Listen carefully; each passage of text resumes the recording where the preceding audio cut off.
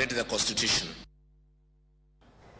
Obila orito dala gi jatend piny machon Uhuru Kenyatta ma Ichaweri County ma Kiambu. Obila moko bende ne ogoyo kambi dala jatend duond buch na Kenya Martha Karua e alwora ma Kimunye County ma Kirinyaga. Kaka Judith Omondi lero, obila no keyo jonjore moko mane temo ketho chiel e lop familia Kenyatta manitiere Kedong e County ma Nakuru.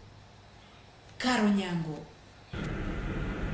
Dala jatend piny Kenya machon Uhuru Kenyatta ma Ichaweri e County ma Kiambu. Obila fwadhore koni kod kocha.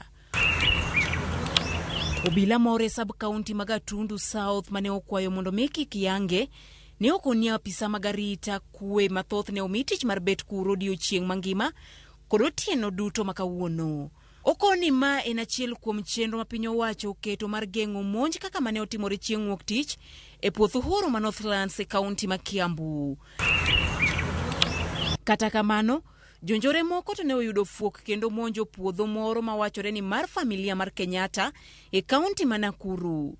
Jonjorego nochako ng'ado waya ma ochielo puodhono ka gikoni gidwa pogo puodhono e kindgi. Kata kamano, obila nochopo mokeyo jonjorego oko. Komachielo, obila ne oluoro dala jadito mar Azimio Martha Karua ma Kimunye County ma Kirinyaga ka gimanore kod gige lweny.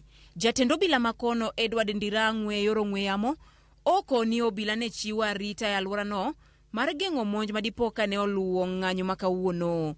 E kinde ng'anyo mar Azimio la Umoja ma wuok tich jumani, jonjore makwan gi ok ong'ere ne omonjo puoth jatend piny Kenya machon ma Northlands kuma ne gikwali rombe kendo ng'ado yiende bura.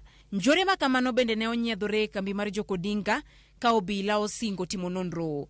Jotelo ma itudo kod njorego kata kamano okwedo chano kata siro maundu makamano. Judith Omondi, Ramogi TV.